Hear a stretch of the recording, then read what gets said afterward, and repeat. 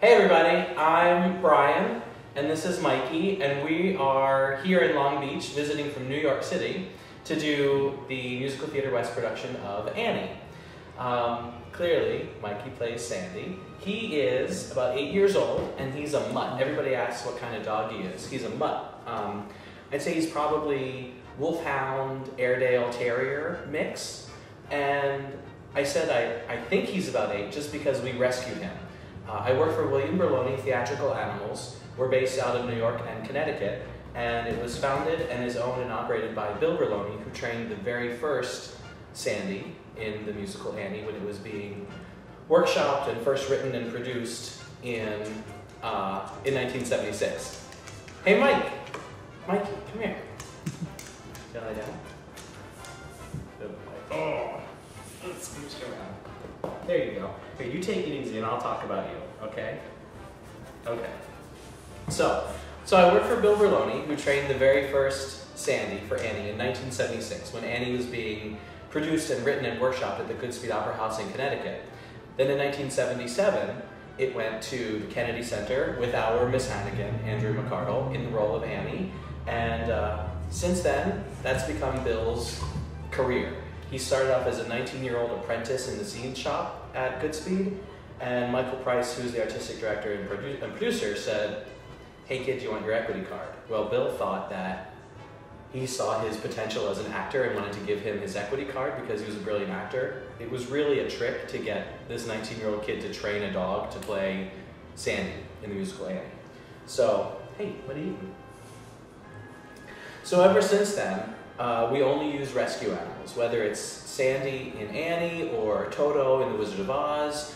We had Chihuahuas and Bulldogs in Legally Blonde on Broadway, Chitty Chitty Bang Bang, The Royal Family, cats in Lieutenant of Inishmore, you name it. Pretty much any animal that you've seen on stage, whether it's in New York or national tours across the country, there are animals. It's funny, we're here in California, but I actually think it's harder to train an animal for theater than it is for film. For film, you just have to have a cat or a dog or an elephant or a llama or whatever do something right once. For theater, they have to do it right once a night, 8 times a week. So it's more than just the trainer standing behind the camera, clicking a clicker, having a treat, and getting the one shot. You know, Mikey's got to do Annie 8 times a week, the same patterns, the same behaviors. So what we're going to do here today is just show you a little bit of what we do and talk about how we do it. So, hey Mike, you want to show off a little bit? Yeah, okay. So everything we do is based out of love and treats. Again, because we only use rescue animals, we find that you show them a little bit of love, obviously respect, and something good in your pocket, and they will do anything you want for you. So, clearly, Musical Theater West is not going to put me in the little red dress and the wig. So I'm here, not so much as a dog trainer, because Mikey already knows what he's doing, right? I'm here to train Melody, who's playing our Annie, what she needs to do so that Mikey will respond to it, again, 8 times a week. So, because I can't be on stage, Melody has to know the commands that we use. So, everything we do is based on a secret language between the two of them. It's kind of like Helen Keller. It's like sign language. Everything we do to the audience will just look like a kid petting her dog.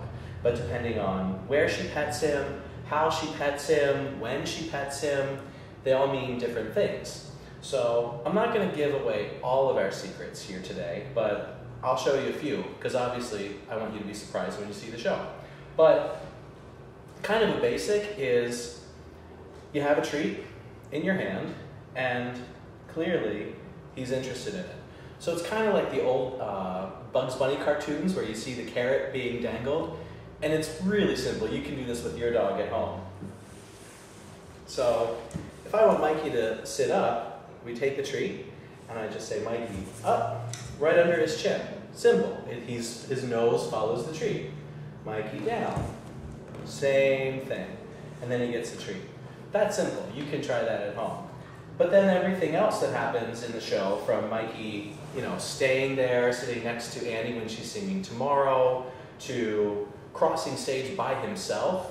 All of that, again, the tricks are simple. What's harder to do, and what my job mainly here is to do, aside from training melody, is to desensitize Mikey to everything that your dog at home sitting on your couch would never come into contact with. Like, everybody in the cast is dancing and the floor is shaking, or the orchestra is playing so the floor is vibrating, or there are 1,600 people in the audience clapping for him.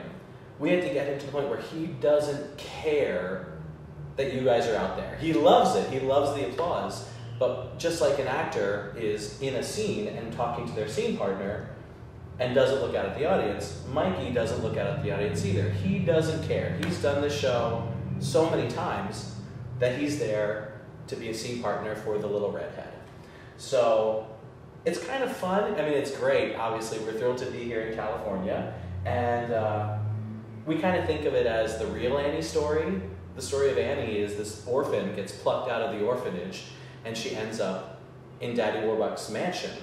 Here, we've taken our own orphan out of the shelter, and with a little love and a lot of respect and lots of good treats in your pocket, they're Broadway stars. It's the real life Annie story.